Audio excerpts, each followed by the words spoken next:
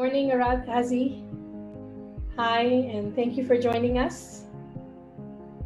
Good morning to all our viewers. My name is Sonam Agarwal, and I am the director of Vedic Roots Montessori Academy. We're a preschool located in Scarborough in the Greater Toronto area in Canada.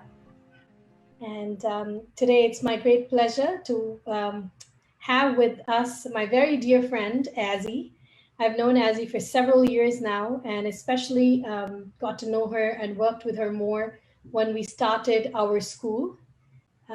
Actually, our school, when it was just a little dream, started in her basement. So she was really instrumental in getting us off the ground. And she's also been my go-to person for any child development needs. And so I'm very, very happy. Thank you so much, Azy, for making time today to be with us. Why don't you tell us about yourself a little bit?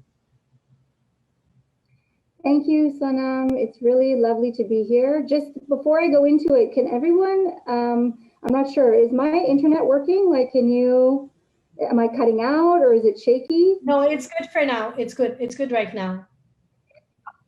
Okay, great. Yeah, it's really exciting to be here and talk to you about my favorite topic. Well, one of my favorite topics, which is children, and in particular, development and curriculum and all that. My background is I pretty much went to university for undergrad in sociology and psychology, and then I did an accelerated program at Seneca as a student many years ago in early childhood, and I got my diploma. Then I taught children in Japan English, and then I came back and did my master's in Montreal, particularly in child studies. Once I completed the master's, I came back and I've been working at Seneca since 2005. So it's coming up to about 16 years that I've been teaching. And specifically, I teach development, infant, toddler, preschool, and school age. So throughout the 16 years, it's gone back and forth with that, as well as health, safety, nutrition for children and curriculum development for infant, toddler, school age, as well as preschool. So those are the courses that, I basically get back and forth throughout the years. While we're waiting for Azy to get her internet connection sorted out, I just wanted to let everybody know that today's discussion is about the topic of premature academic learning. I know it sounds really big, but in many ways, it's a question that is faced by many parents of young children. What should I be teaching my children? Are they going to fall behind if I don't introduce them to something? But what about all the competition that's out there? What is the right age to study? When should I force them to write if they don't really feel like it? So many questions that parents are bombarded with. And I know I was, and I still am, as a mother of young children. And that's why I felt it would be really nice to get some experts to discuss it with us. Not experts born out of their own experience, but also coupled with scientific understanding of the child development process as we understand it right now. We're also going to touch upon a little bit of the Vedic perspective because naturally we're the Vedic roots. We're integrating Vedic values into today's children so that they can actually become strong roots, rather strong trees. A tree with strong roots is a strong tree. And to help them, help children live lives that are successful, fulfilling, and of value to the society around us. So that's why we chose this topic today. And I'm really hoping that Azy's internet connection is going to work out really fast. But in the meantime, please feel free to use the comments section. Tell us where you are signing in from. If you have any questions, if you have any experience, or if you've ever experienced similar situations, questions, concerns about children and their academic learning in the early years, or any years for that matter. And I'm sure we're going to take it up during our conversation with Azy.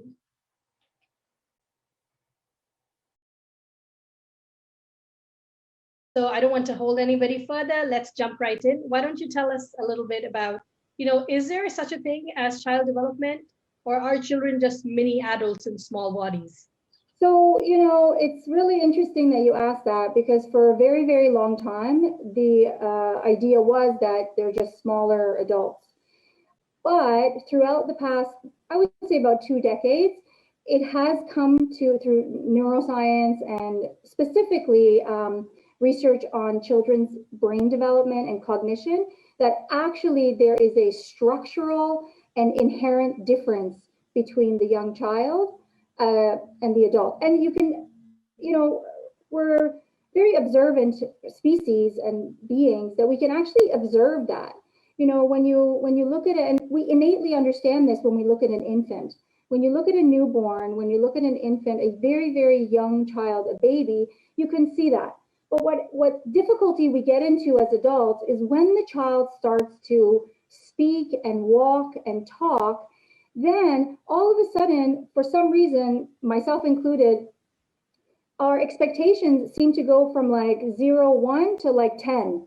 And that really happens because of what you just said, which is child development, a valid subject matter to study, or is it just, fluff and catchphrases and that sort of thing? So this leads me to that, the phrases that we use: child development, cognition, social emotional, all of these things, are they actually legitimate, or is it just something the experts use? But we'll go into more detail about that.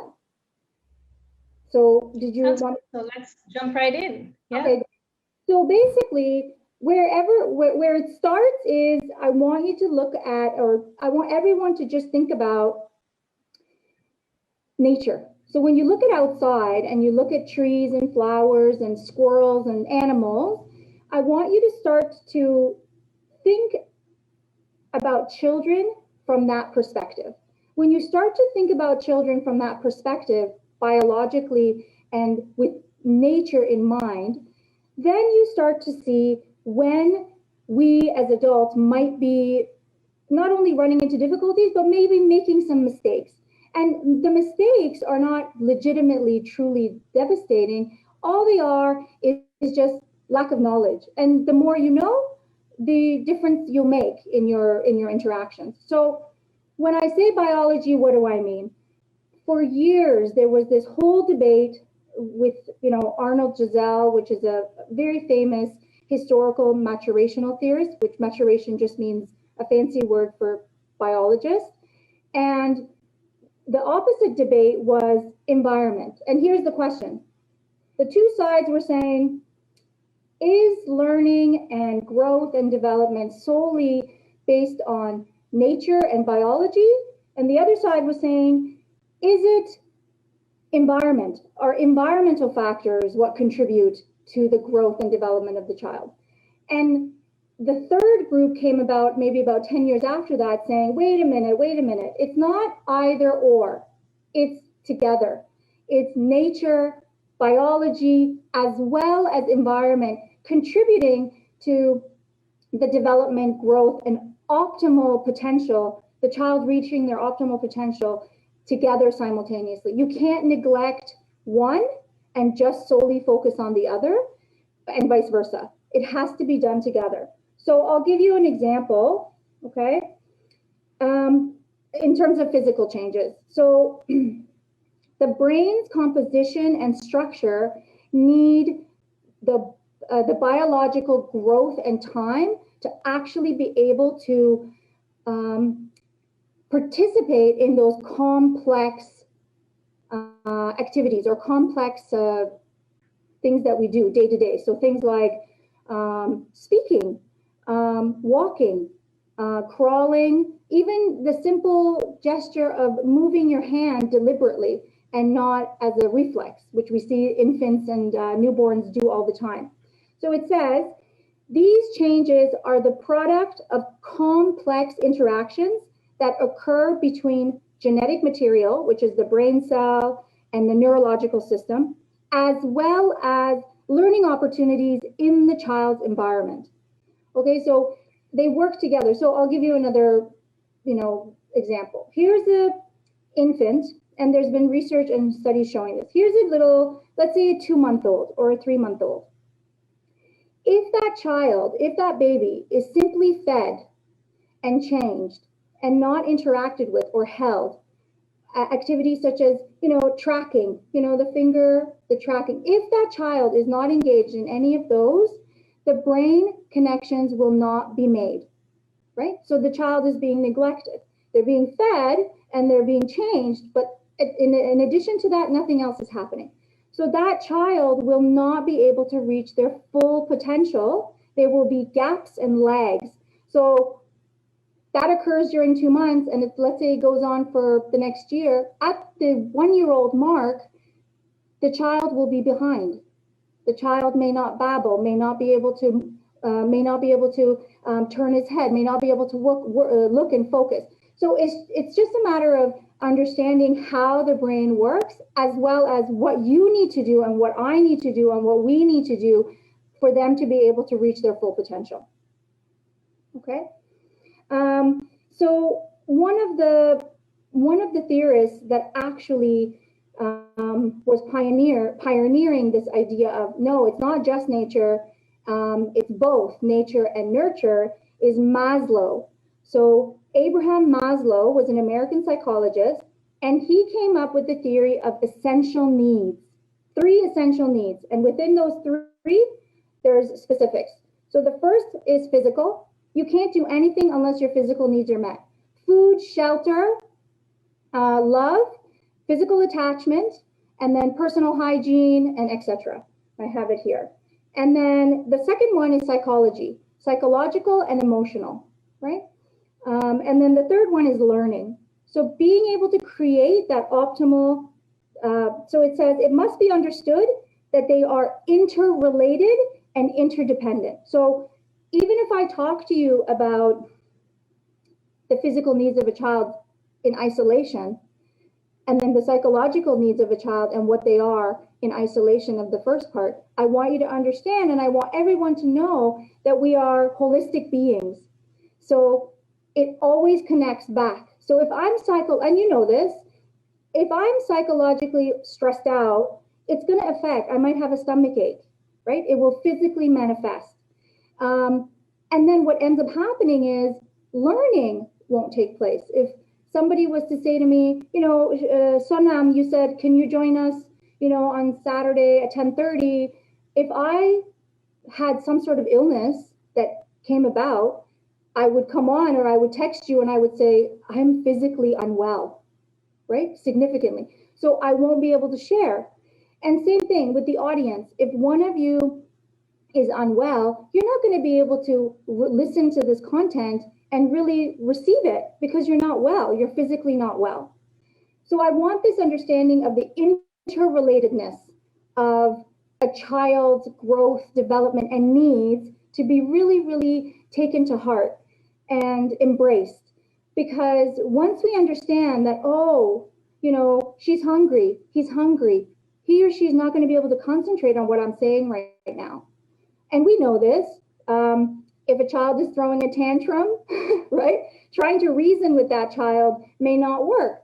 But 10 minutes later, 20 minutes later, when everything's calmed down, they will be able to understand what you're trying to say. So yeah, I really like your point because, last time when we were on this podcast, we were speaking to one of our behavior experts, for the lack of a better word. And she was sharing also on the same lines, how we were talking about child development and some kind of development issues. And just this point about learning about child development, I think it unlocks a lot of controllable factors that may cause delays in learning. Because if I'm not conscious as to what the child needs at a certain stage, and I miss that, then I maybe, I may have to, in this case, really catch up later and then pay the price and think, oh, there's a development challenge or whatever. So just that understanding. And it's funny, I just find it really funny that in our society, we just assume that parents become capable of dealing with children just because we give them birth or, we take care of them. Like, it doesn't give us the qualification to understand really how children work, especially because nobody speaks about it these days, or even in the past, like nobody spoke about child development. like that.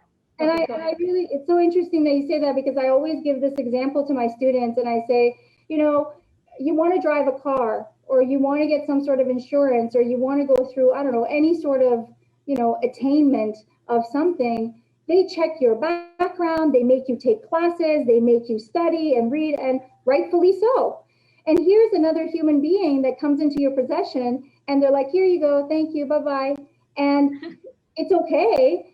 But not only does it make your life easier, it makes everybody's life easier. And I liked what you said about um, how knowing child development can actually release you. It can actually release you from the whole idea that you're not doing a good job, right? At any particular time. So you know that you can't force an infant to start walking before the infant is ready, no matter what you do. You can buy little weights, you can buy walkers, you can buy whatever you need to buy. But if the child is not physically ready to walk or crawl, and before walking, what happens? The child first has to roll over. The child first has to be able to hold their neck up and sit unsupervised or on their own. There's so many stages before walking that we need to honor and we need to respect and really take joy in and pride, and we innately do. But as soon as, and we talked about this, and I've seen it, and I've also been guilty of it, as soon as a child starts to talk and become more proficient, we immediately say, oh, so now you know, let's sit down and learn this, this, and this. Whereas the child first needs to be able to decode symbols, and that comes much later. So I like that point.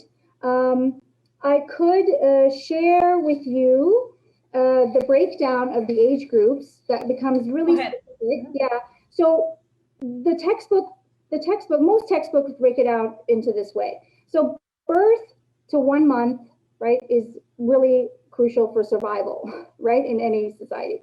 So birth to 1 month, and then we have 1 month to 4 months, and then we have 4 months to 8 months, and 8 months to 12 months. And within all of these breakdowns for infancy, there's milestones.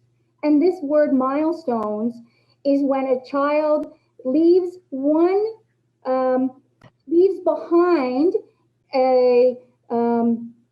actually increases their knowledge. That's basically what happens. They physically grow and their skill level becomes more complex. And this happens through nature and the environment. So the milestones and the way we can facilitate milestones, I'll get into that a little bit later.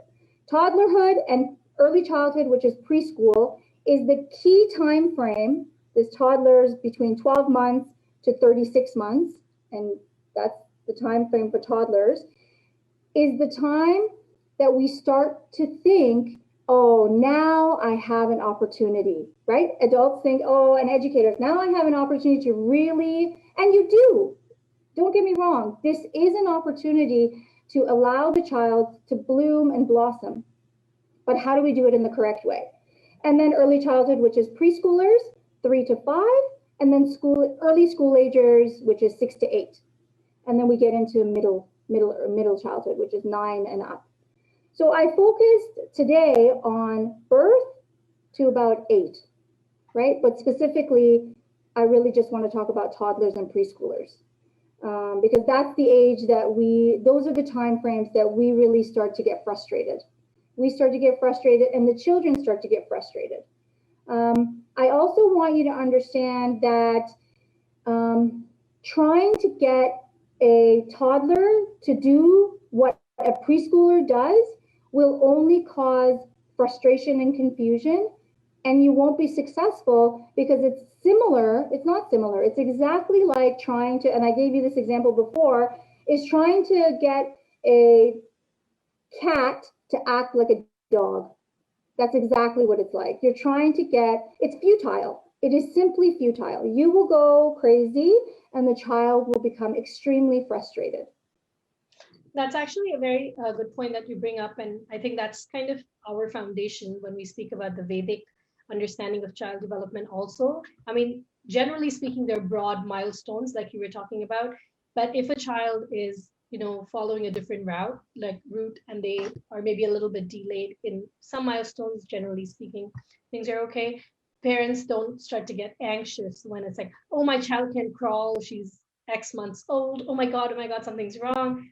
And I think the fact that every child is an individual, and in many ways, each one of the children are like, one's a cat, dog, and fish, like, just for the lack of a better word. So you can't compare a fish by its ability to meow, like the famous Einstein's quote. So, what was it? The fish's ability to climb a tree, rather. But, so yeah, please go ahead. It's really making a lot of sense. Yeah. Yeah, for sure. And absolutely, children are unique in their individuality and when they hit the different milestones. But one thing that we need to remember is that growth and development, I would say norm, because we're not speaking about special needs and things like that today, but the normal growth and development is sequential. Typically, children crawl before they walk.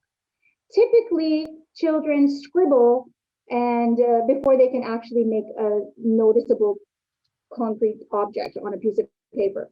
So these are sequential, these are predictable. So you can use that to your advantage. We can use that to our advantage to know what to prepare for them next. When we see they're at the border, Vygotsky, a developmentalist, said there's this thing called the zone of proximal development, which you can actually utilize.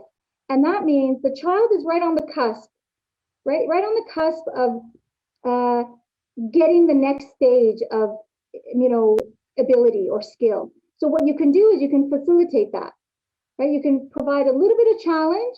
Let's say the child is trying to tie their shoelaces and they're getting the first step. This is fine motor and it's really difficult to do. And you're right. What you said was brilliant. You said, we don't force the child to crawl and we don't compare them and say, how come my child's not crawling? Unless it's way outside of the developmental norm. But we do get anxiety when our child or our group of students in our classrooms are maybe not reading at the same level as another group. And that's comparing. But what we're also doing is we're not taking into consideration the developmental age and stage of the other group, right? You can't compare toddlers with preschoolers. And even within the same group, you can't compare one toddler with another. Okay, so each stage and age has its own biological milestones that must be reached and met for the child to successfully move to the next stage. If they don't, if the child superficially moves forward, there will be gaps in their learning. So there will be it'll be cognition or it'll be emotional or psychological. So I really wanted to, and then this leads us to the stages. So the domains, and everybody keeps saying the developmental domains. These are just the categories that we refer to in order to learn about them. But again, they happen simultaneously. So we have physical growth and development, motor skills, which is gross motor and fine motor. Then we have perceptual development, and this includes sight, hearing, touch, smell, taste. To use those for information, we receive information through those. So activities that allow the child to explore using their sight, smell, taste, touch will have a significantly positive effect on their learning at the different ages. And then cognition. And cognition is big because cognition and physical development work together. So a child begins to move and is exposed to more of the world, which is cognition, right? So, and then language development is the one I put at the end because, and then there's one more, which is social emotional. So social emotional, language, cognition, perceptual, motor, and physical growth and development. They all happen simultaneously, even though we talk about them in segregation or in isolation to learn about them, they happen simultaneously, right? You physically grow, you emotionally get reciprocation, you feel confident, your brain connections increase, you make more connections, then you move more, you gain confidence, you speak, right? So everything happens together. Did you want to add anything? No, I think I'm just, I was just appreciating your emphasis on how the environment, like, what we give the children to see or to hear and enrich their experiences, it furthers the development. And when I was hearing that, I was just thinking how, according to the Vedic perspective, also in the early years, the environment that we create for the children, the samskaras or the impressions that we create of the environment are so powerful. And that's the age, the early childhood is the age to acquire that, those kind of connections, those impressions that nurture the inner life of the child. Yes, and that's incredible that you said that, the inner life. Remember that from birth to 12 is a very brief moment. We are adults for a lot longer than we are kids, right? It's a very tender, for lack of a better, it's a very tender and precious time that the child literally has a lot more ability to give from their emotions and from their heart than to simply, for lack of a better example, than to simply, repeat information, right? And remember, I'll give you an example. My sister and my brother-in-law, now they have 2 kids, but the older one is 2.5. And he attends Waldorf, I'm not sure if anybody's heard, but Waldorf Academy Child Care Center. And he came, the father came and said, oh, Odin is the only one that can say ABCs. And I said, but Odin doesn't really understand what he's saying. He's singing a song. He's not equating those letters to a particular symbol that is A for apple, right? He's simply singing A, B, C. He might as well just be singing blah, blah, blah, blah, blah, blah, right? So we actually think that the child is singing ABC as if we're singing ABC and we know that it's the alphabet, and it's not. That's actually such a good point. I experienced that both in our experience as, with fellow parents and sometimes like my parents or sometimes other parents at school.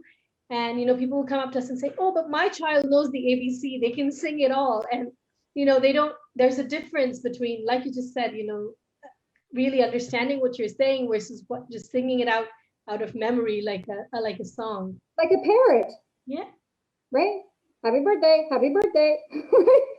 So just to kind of iterate the point here is that just because they can repeat something doesn't mean that the child is cognitively or even like physically prepared to take learning to the next level of alphabets. And I think this is like, that's right. Just such a, I know it's a very insignificant point for most people, like, oh, wait, what's the big deal? But actually, it's someone who's working in the field of early childhood and dealing with people who want their children to succeed. It's one of the biggest concerns of parents. And that's okay. I mean, it's okay if if the 2-year-old sings ABC. That's not the problem. It's the pressure that we might place on that child that will potentially add on our expectations. Okay, so now you know the ABC song, what's next? That would be where we run into some problems. If he knows the song just for the sake of knowing the song, that's okay. But it's our expectations that follow that ability to repeat. What are we doing with that next? Oh, so now he knows the song. Let me get down to writing it for him. No. Right? Remember, I think you and I spoke and I gave you this example of foundations. With anything, if you're building a house, you can't put the roof on top before you put the foundation, right? If you're making a cake, you have to go through the ingredients and the steps accordingly. You can't skip ahead. You'll mess up the cake. You'll mess up the house. So it's just really important to follow the child's lead, observe and follow the child's lead at their stage and provide slightly more challenging for that age, because then they won't be frustrated and they'll be excited, right? So it has to be there has to be a sequential orderly manner.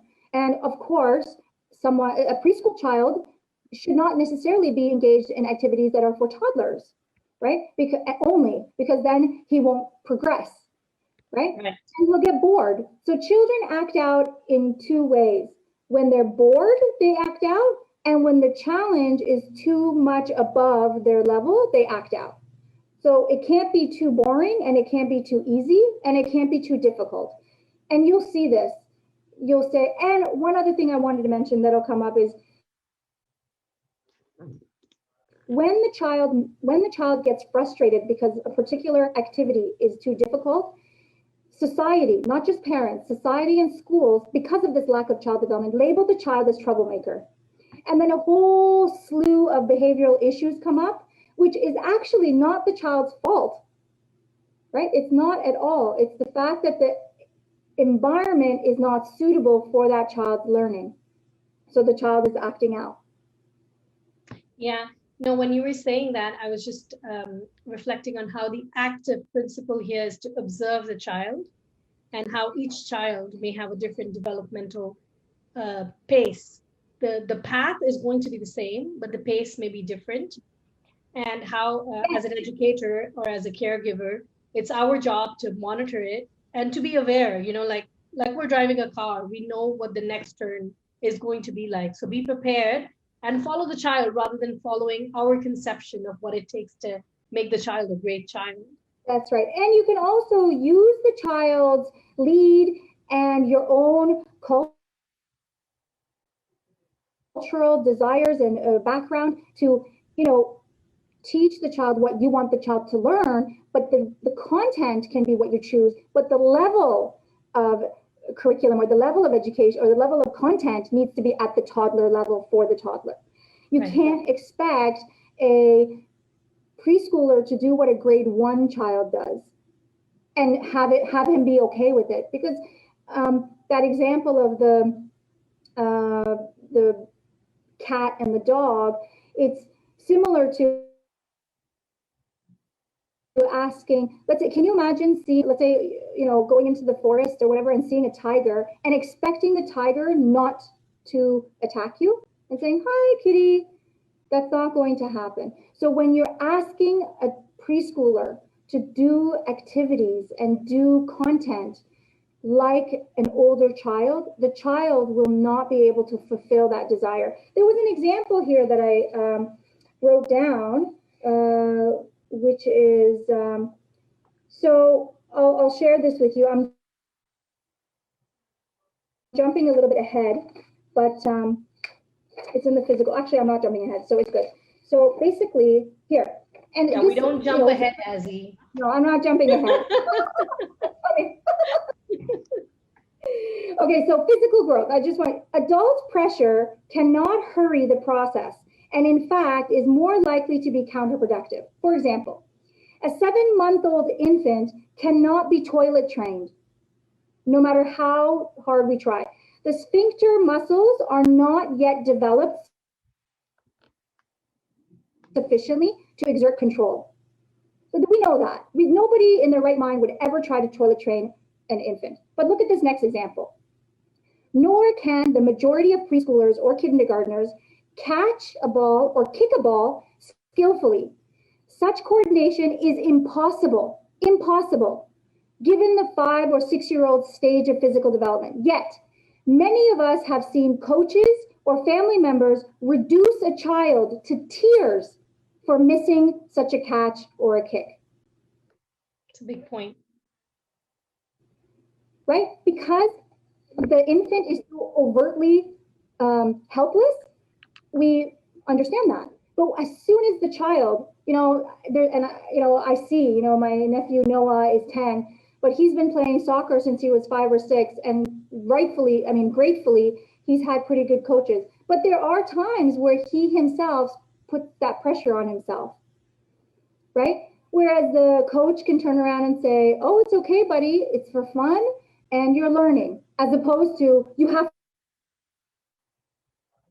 to win. How come you didn't make the kick? Right? So I just wanted to give you that concrete example of how we treat the 5, 6, 3, 4-year-old differently sometimes. And I've done this too. My daughter Elijah, she's 8, turning 9, 1 year younger than your son, but 1 year older than your son. But there's times where I expect her to emotionally understand. Ever since she was like 6 or 7, I'd be like, come on, can't you do this? And she'll turn around to me in tears and say, you do realize I'm just a kid, right? Right? And as soon as she says that to me, I have to back up and be like, oh my God, there are so many expectations we have of how children should behave and be and learn that we're not pausing to just say, wait a minute, you're learning. I remember coming to Canada as an immigrant when I was 8, and the only word I knew in English was apple. And I really thought that spelling was, and decoding and writing was very difficult. And at the time, it was very difficult for me. It was not an easy thing to do. We have to just remember how difficult reading and writing is. It's so difficult. And don't forget, it's a lifelong process. I am a better reader today than I was 5 years ago. And I'm an adult. And same thing, I was better 5 years ago than I was 10 years ago. No, I really appreciate those points. And I think, the fact that you said that reading and writing are brain intense processes, like, they're difficult at when the body and the mind and is not ready for it. I'm sure you've seen this, and our parents have seen this too. There's images of a hand of a 2-year-old and a preschooler and a 7-year-old, and they show how the hands physically aren't capable of writing. And yes. when, there's like the gaps in the joints yes. aren't fully filled, and how when we pressurize the children at that stage to start reading and writing, they just can't do it. It's not like they're acting up. No. And you have to like crank it up to get them to write or something like that. But they're just not capable of it. With that, I just want to move on to this point about what happens. You touched upon 2 points about, if the child is under engaged, they're bored, and if they're over challenged, there's behavior issues. Yeah. But could you unpack a little bit more about what happens when we expose or expect children to have, or when we have age inappropriate expectations? Right. So I'll weave in my, because they're similar, I'll weave in my extra points in with the studies that I found. But this was a good question. So basically you're asking, I paraphrase, what I wrote down here is, what are some of the possible negative adverse outcomes of pressuring young children into early reading, writing, and formal academics beyond their natural biological development? So that was really the crux of this whole thing. And since we talked about development, one of the studies that I found from 2018 by Carrie McDonald, and the title is Harvard Study Shows the Dangers of Early School Enrollment. And what they mean by early, they don't mean quote unquote developmentally appropriate, play-based, child-directed childcare centers. That's not what they mean. By school enrollment is a 5-year-old going into grade 1, or a 5-year-old going into grade, or going into a preschool setting or a kindergarten setting that is very, very rigorous. So just like a grade 1 classroom, but it's labeled as kindergarten. So that's what they were referring to. So one of the statements is, children are expected to read at younger and younger ages, despite the research showing that pushing early literacy in an academic rote manner above their developmental abilities can do more harm than good. So what are these potential harms? When children have educational experiences that are not geared to their developmental level or in tune with their learning needs, it can cause great harm, which includes, this particular researcher said, feelings of inadequacy, anxiety, and confusion. And I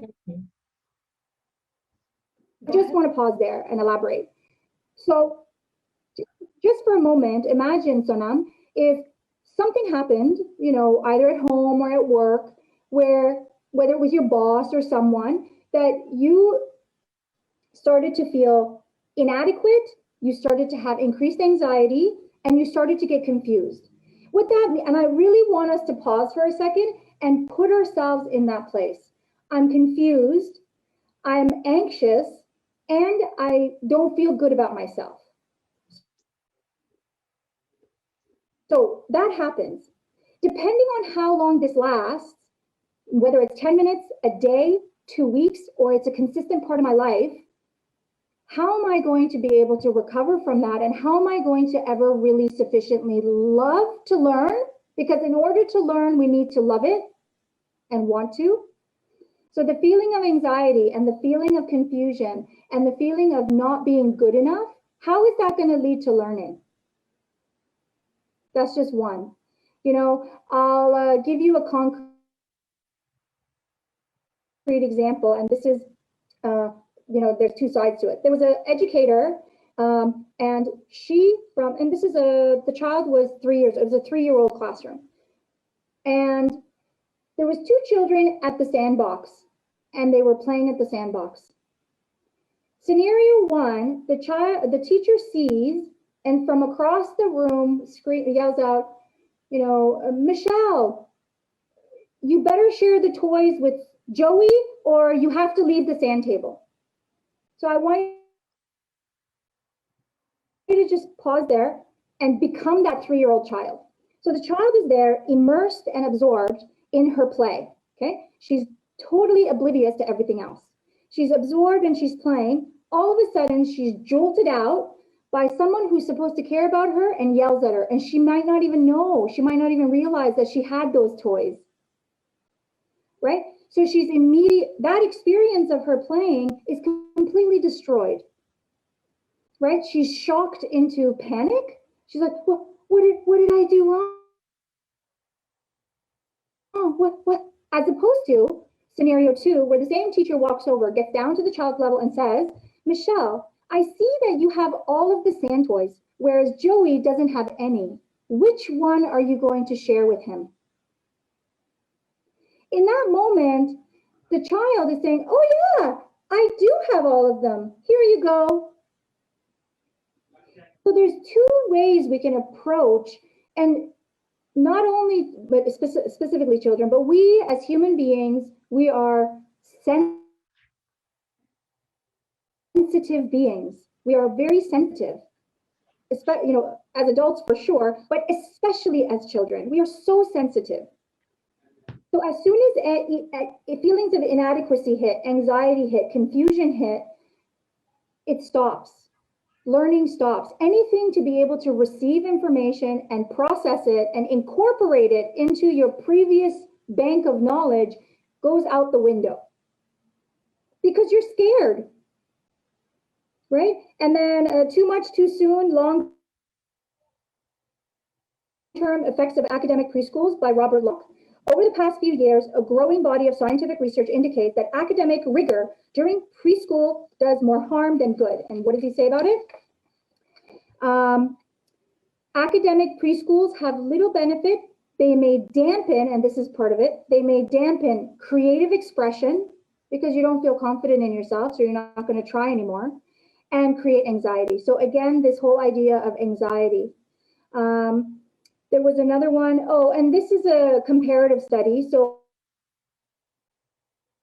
the Swedish government in 2013 did a academic approach to early education in one study, in one group, and then they did a comprehensive approach. And the comprehensive approach was child-directed exploration and play-based learning, in addition to some age-appropriate, for lack of a better word, academics, but not really, like literacy and numerology and numerics and mathematics, but in a preschool age-appropriate manner, which is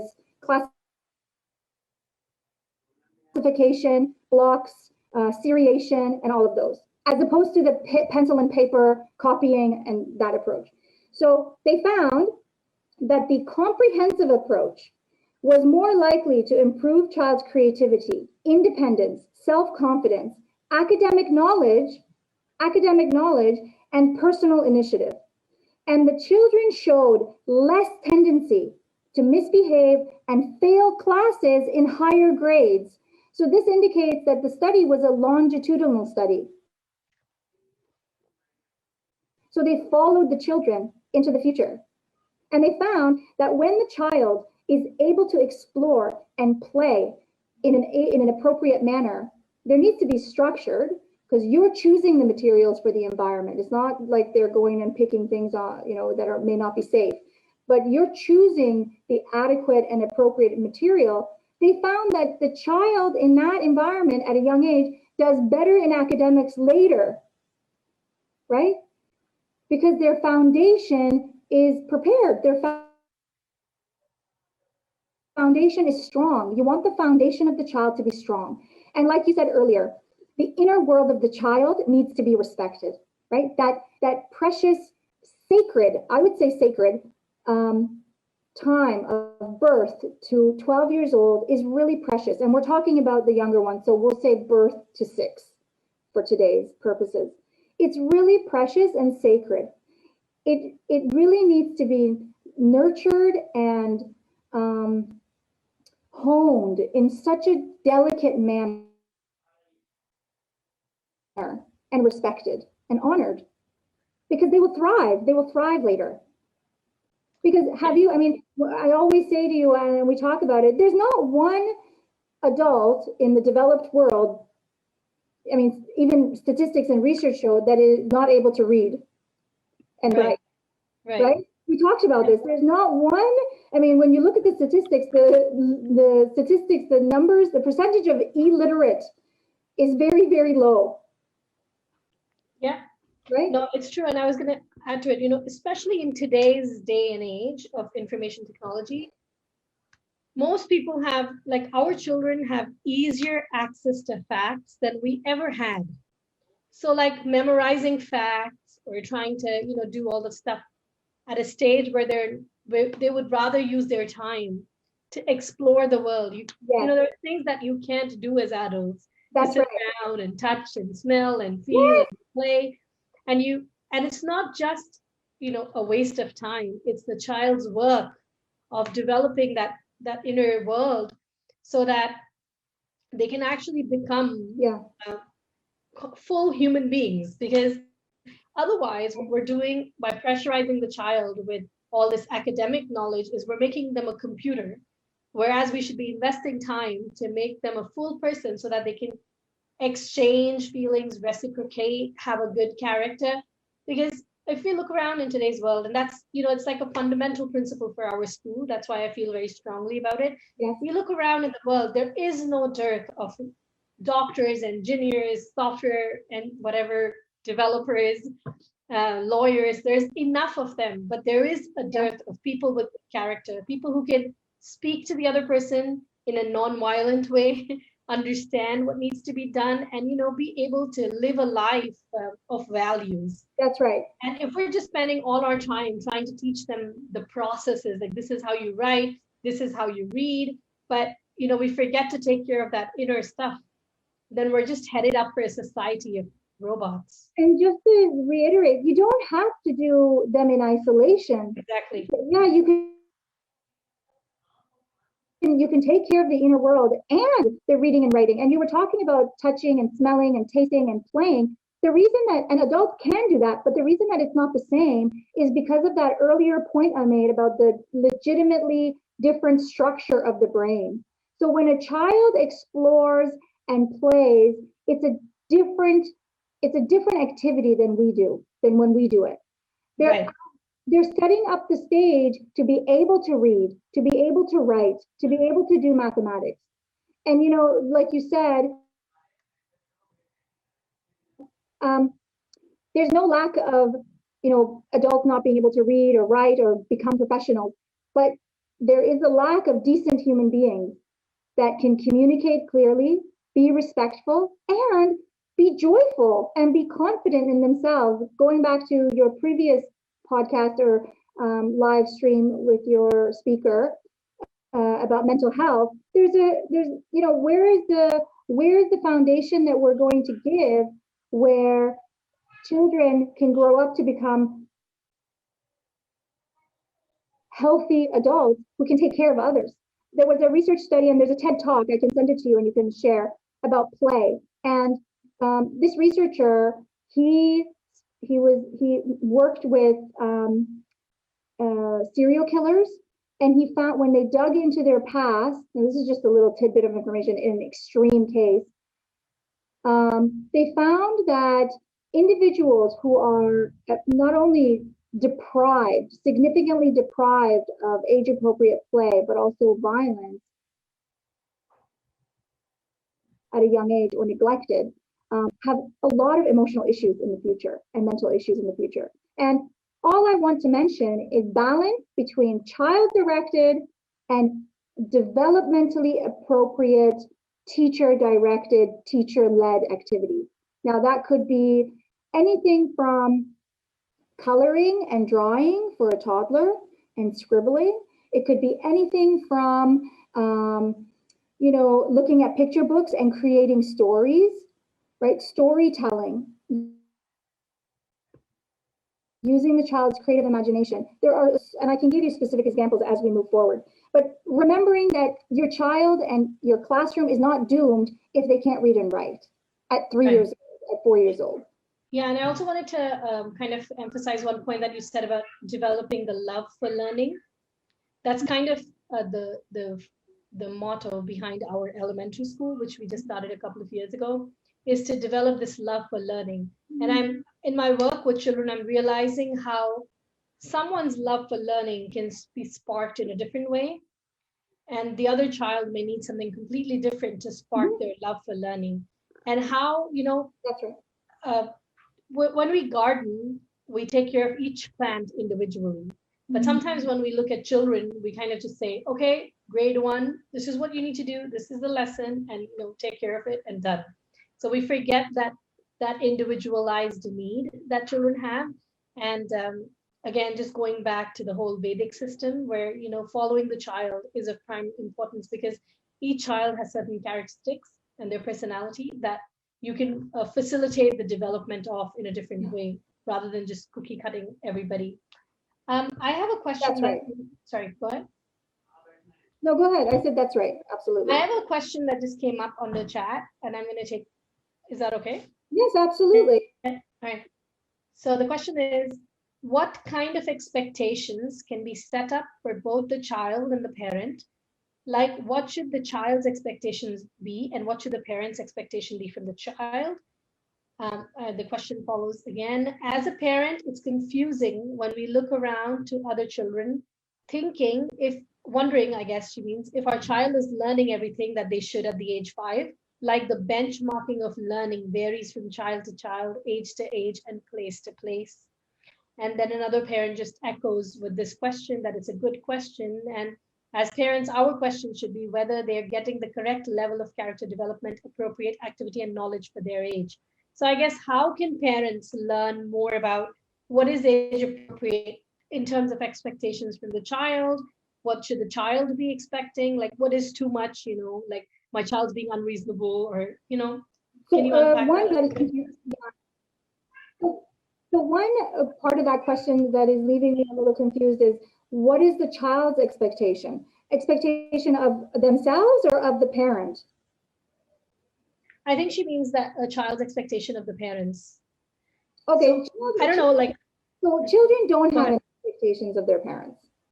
Children are happy and content simply by the parents being there and engaging and being joyful and loving and participating. Children just want you to be there and participate. So from that perspective, now that may change as they get older, but you mentioned that it's for the 5-year-old came up, right? Yes. 5-year-old. So one crucial, and you said it at the beginning, and I'll reiterate this, if the parent, any parent, wants to know more about their child at a particular age, research that age. Say, cognitive development at 5 years old. Cognitive development at 4 years old, plus activities, okay? So basically the point is learn about development, right? Learn about what the child is able to do successfully. The other thing I'll say is incorporate built-in success. So incorporate activities with built-in success, and then another one with a little bit of challenge. And I'll give you an example.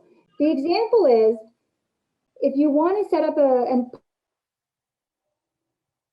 puzzles are great. Puzzles can be very complicated and they can be very simple. Choose a puzzle that the child loves to do and is successful at completing on their own with you around. And then find the next level up to that puzzle and introduce it. So the child feels confident. Yeah, I did the puzzle. I did it all by myself. So they feel encouraged and they feel motivated. Once they feel encouraged and motivated, they'll be like, yeah, bring on the next puzzle. And when you set up the next one, then they might be like, oh, I've never seen this. Has got more pieces. And the pictures are not as big. They're smaller, so they're a little bit more confusing. And you can also mention that. Where do we start? So you give little clues and little hints to be able to do that puzzle. So basically, built-in success with that first, then introducing something new but similar. So that's one example. What was the rest of that question? I think the question was more about what should the parents' expectation? Could you, I know you said that we should research development, cognitive development, but could you elaborate a little bit more for a 5-year-old? Yep. For a 5-year-old. Okay. So I'll give you an example. For a 5-year-old, let's say reading. Okay. So preschoolers and books. Okay. So I have this right here. So, you know, a 5-year-old child enjoys reading and telling stories. Okay, so what are some of the things that they'll be doing? They're recognizing letters increasingly. They're recognizing them. So they're able to match the letter to the sound. So A is ah. Ah is the starting letter for apple. So they're starting to recognize and the sounds that associated with that letter. They begin to understand print. So at 5, they're just, please understand, they're just beginning to understand print. Okay, it's not that they can write a whole sentence or a word from memory. They may run out of room while printing. They begin to print letters and words in sentences and identify rhyming words. That's another really great thing. So 5-year-olds, as a group, 5-year-olds are capable of a lot. But what's happening with the 5-year-old is that you will understand as soon as the child starts to feel bad about themselves and say things like, I can't do it, I can't do this, that then you know that maybe what you are providing may be too advanced. Because the children at preschool are very eager to get it right. They're like, I can do it. They're very confident. So if a preschooler or a 5-year-old starts saying, I can't and I don't want to, that means that the item or the task is too difficult. Okay. That's a good point. And, you know, I think just what I derive from this is, especially in terms of academic learning, is this keen observation of how the child responds. Like really being mindful of when you put it in front of the child, how the child responds, and then following the child. Could you also elaborate just a little bit about, I know our topic is academic learning, but you know, social and emotional capabilities of a 5-year-old? Like, what are they capable of doing? Are they capable of understanding their parents' challenges? Like, you know, I'm just curious, like at what stage? Okay. So again, cognitively, a preschooler is in that, cognitively and emotionally, they're in that space where they are still very imaginative. They are for lack of a better word, fantasy and superheroes, and they'll create this stuff in their own mind, even if they haven't been exposed to it. So, you know, you give them a little bowl of water, and they'll create a whole world out of that. Okay, so their minds are, and also cognitively, they are, and you can see this, they are much more capable of verbalizing their fantasies and verbalizing their stories. So a wonderful, wonderful activity, pre-literacy and literacy, is and my father-in-law did this with Elijah for many, many years when she was little. She would tell her elaborate stories and he would type it for her. It was like, yeah, it was. I was like, Grandpa typed this for you? She's like, yeah, he did. And the story didn't make any sense. It was like horses and animals and people go, and it didn't make sense, but it was elaborate. It was elaborate and it was creative. And she saw her work in print. So, right? so enlivening, like such a boost in confidence. Yes. Like I matter, you know. My work matters. That's right. Yeah, that's right. So preschoolers cognitively are extremely verbal, extremely creative. They are still in that fantasy, imaginative world. So if you're trying to say to a preschooler, that's a really good story, honey, but we got to come and do this, the letters, the child may come, but we'll create stories out of the letters. We'll create a fantasy world out of what you're trying to do. So, and if you're okay, and my suggestion to the parents would be okay with that, right? It goes back to give them room. Yeah, no, be okay with it. And actually try to, appreciate, because in that instance, the preschooler is acting the exact way he's supposed to be acting. He's not doing anything that is, let's say, below his developmental, right? He's not being emotionally immature. He's not being cognitively immature. He's acting exactly textbook. He's exactly where he or she should be. Fantasy, imagination, and if you foster that, if he says, hey, that looks like a pyramid. Mommy, look, that looks like a big pyramid with a line through it. If you continue with that and say, oh my goodness, it does. What does the B look like? If you encourage that, the child will actually learn much better. Thank you. There's a follow-up question by the same parent. They said, thank you for your answer. I understood that if at 5 they should do certain things, but now if the child is not achieving their milestones, what should the parent do? Because normally in such a situation, both the child and the parent are frustrated that they're not achieving the benchmark.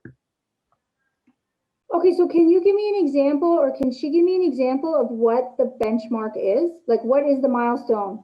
Sure. Maybe Ankita, you can type in the chat box. And while she's doing that, I also want to just highlight, because I also personally know these parents, I think the fact, like we were discussing how, you can follow the path of the milestones will be the same, but the pace may be different. So if a child at 5 years old is not able to, for example, like you said, recognize the alphabet or start to associate with the sounds, my take on it, and please, you're the expert, you should add, is that all the caregivers of the child, like the school and the parents, should come together and just discuss, if there's like fundamentally something's off, or it's just like a matter of, okay, maybe in a couple of months the child will get there, like allowing them the time to blossom. Like there isn't, if they get the letters and the cognition, is it the ability to understand the letters and sounds at 5.5 or 6, it's not a majorly off thing. And in fact, they may be able to pick it up faster at a later stage. Yeah, and my suggestion would be, again, give the 6 months time. And I would also say what might work, and you can experiment with it, is I would just take a break. I would stop trying to reinforce it. I would say, today we're going to do something completely different, and for the next little while, and you don't even have to tell the child, you can just think of this on your own. I am going to take a break from teaching my child about letters and numbers for the next week. Take a break, and also remember that children learn in concrete, hands-on ways. So pencil and paper, right? So my suggestion to the parent would be, is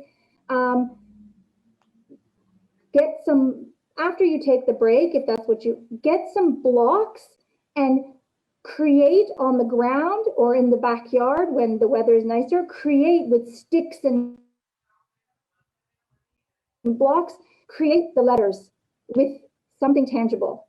And also I would stop looking at the letters and start talking about words that start with those letters, Yeah, right? yeah, And actually bring the apple, bring the orange, you know? So making the learning a lot more concrete. And I would say no pencil and paper, no pencil and paper in terms of just writing, because it's very abstract.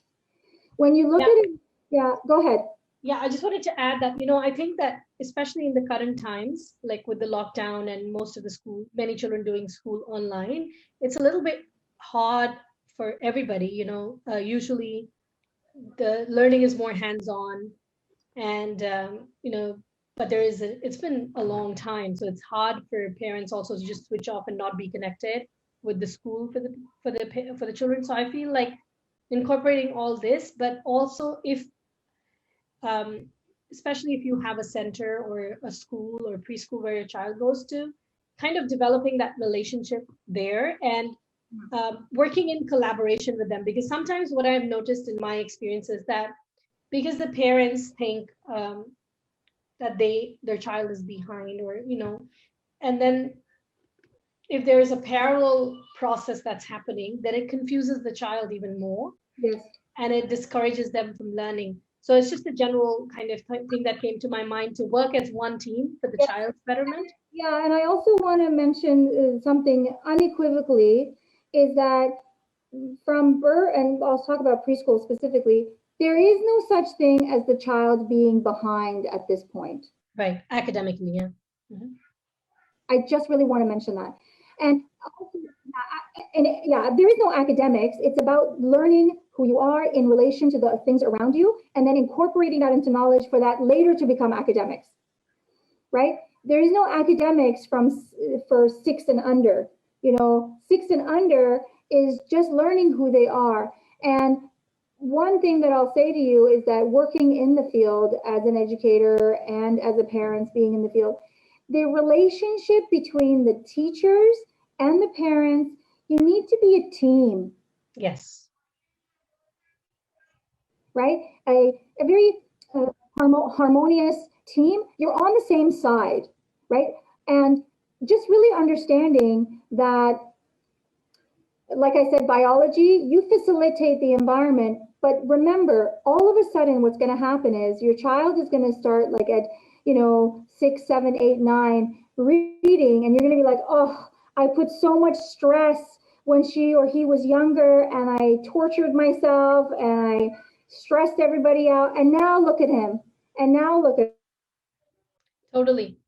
here, right? I Also, want and you to understand that. Yeah, go ahead. go ahead. Go ahead. Sorry. Oh, no, no. I was just going to say, yeah, just understand that it's a precious time, and you can enjoy it and not stress yourself out. Really depend on the fact that the child is not falling behind, but the child could get stressed out and fall behind later, not Because now. of the stress. Because of the Because of stress. the stress, because of the anxiety and the confusion and the frustration, that could Yeah. affect him or her way more and than simply not knowing. Yeah, it's interesting you mentioned this, and I'm sure you're aware of the study. There's a lot of research that's been done to compare children who've had like a very strong academic preschooling versus children who haven't, had them. And by grade two, it's kind of normalized. Like it doesn't make any difference. But what would make a difference is how that learning took place. Yes. So if the child has been like coaxed into reading, writing, or forced or threatened, then they feel stressed out, and they don't feel, they may not be eager to Yeah. learn. Yeah. And yeah, exactly. I was going to say they probably, uh, you know, try to avoid learning Yeah. because they equate that with such an emotional trauma. Yes. I have another question, which is kind of related to the previous point, is can, as parents, we completely rely on the teachers for preschoolers learning? If you're confident in your school and the teachers, my answer is yes. Mm-hmm. My answer is absolutely yes. But what I would suggest is speaking to the teachers often in an inquiring manner. Like say, oh, so what was the daily activity like today, and how did he or she participate or engage today? You know, the emotional joy and the emotional attachment of learning can't be stressed enough. If the child is having fun and loving it, they are learning. If the child is stressed and agitated and nervous, they are not learning. Right. So that's a fact. So yes, please communicate with your teachers and your school. Yeah. Okay, well, the parent wrote back, so I can ask the question, but I also want to be conscious of time. We're gonna try to get the discussion to a conclusion. Sure. Would you like me to pull up the question? Sure. Okay, so she says, I will give you a scenario. My daughter had 0 screen time 1 year ago, but now she just wants to watch cartoons and her movies, starts crying when we ask her to sit down with us for homework or schoolwork. Maybe because she has nothing to do as we're both working from home full time. And I just want to add, that's the part where I brought the pandemic, that it's been a tough time for families and for children. Like, it's unimaginably tough times. The pressure of working from home, the pressure of dealing with a young child. So we totally understand like how much of an anxiety that is for a very well-intentioned mom. So Aradhana, Azy, I don't know if you have any comments on it. So how old is the child? 5? 5. Is the child 5? Mm-hmm. 5. Okay, so the child cognitively, in terms of having rules and structures, can understand. But what I would suggest is, I know it's difficult. If either parent has the type of job where they're on the computer and doing administration, or they're not speaking to someone, they're not in meetings, I would say bringing some educational toys and her favorite toys into the same room, and having the child sit on the ground and play and having her engage would limit. And you can make it exciting. You can say, I don't know how much she watches, but also remembering that screen time can also numb you. It can numb you from, wanting to. So if initially, let's say you were working 9 to 5 and you get a couple of breaks, getting the child to come and sit with you and saying, I have an exciting idea. You're going to be like a big girl. You're going to come just like mommy is working. You're going to come and sit with me and you're going to do your work play. Now, the work play could be coloring, drawing. You could even say things like, let's see how many shapes. You can bring some blocks like circles and squares or cubes, and the child could sit and draw those, right? That's math, right? And you can also bring, if you want to do some classification, the child can bring in their buckets of animals or whatever toys they have, and you could say, can you show me while I'm doing my work? Take some time and organize, put them in all the same color, put them all by the same size, arrange them in such a way. So basically engaging the child to be with you while you're doing it, while you're doing your work, if that's at all possible. Okay, thank you for that. I know that she asked, how can she directly get in touch with you? So sure. For that, I'm just going to say that, Azy, she does provide our school and parents with, with her, she volunteers her time to help us out when we've had questions for her and our teachers also. So maybe we can, I'll ask her to email us and then we can set something up. Yeah. Okay. Yeah, and you can also give her my email address. Okay, sounds good. All right. Thank you, Azy. Thank you. Do you have, can I just finish with final thoughts? Yes, that's what I was going to say. Please go ahead and finish up with some final thoughts. Okay, so the final thoughts I have are, just to reiterate, biology and nature and development cannot be rushed. Okay, that's one. The acquisition of knowledge cannot be forced. Okay, there needs to be a shift in what is valuable for the young child. A thorough and in-depth knowledge of child development is the foundation of teaching young children effectively. Understanding the true nature, like you said, the true innate nature of children, and knowing the essence of the stage of development is the core at correctly facilitating learning. One other thing I'll say is none of this will be successful without patience, love, and joy. There needs to be joy and love and patience because they are wonderful. Children are amazing. They are amazing and they don't lie. They don't lie. And so they are purely being themselves. So we can just take advantage of that. They tell you the answers. And yeah, I'm happy to share, just give them my email address, Azy Japan, and then I'll respond. Sounds good. Well, I just want to thank you so much for your time. I know that we've had discussions about child development and what's appropriate, what's not, from both my perspective as a parent, as a school director, for training for our teachers. We've had ongoing conversations, and I'm so grateful that, you know, we have you as Vedic Roots has you to count on for any child development questions. And it's wonderful to be here, and I miss coming to the school. So when everything's open up, I'll do observations and I'll visit and I'll see what's going on. Thank you so much. And I just want to thank everybody who joined in today. It's been a great opportunity, well, you know, just to speak and learn. And I really appreciate the parents who put in their questions. You know, as a parent, as a young mother dealing with, you know, work-life balance, having to manage everything, having to take care of young children, it's a lot of pressure. And I really appreciate the fact that, you know, you took your time to attend today's, and to the fathers who were there as well. You took your time to attend today's podcast. The recording will be available on our website, on our Facebook page. And Vedic Roots, our school, our preschool and our elementary school, is deeply rooted in these fundamentals of child development, which are presented in the Vedic wisdom, where each stage of child development, as he very beautifully outlined, kind of correlating it with modern science, that each stage has certain requirements, and not to rush anything, and to pay attention to each blossoming child is the foundation on which our school is made. And our teachers go out of their way to take care of children, nurturing them in their own unique ways. And it is our hope and it's our mission to create a revolution in education. And education doesn't just mean the numeracy and the literacy, it means the whole person.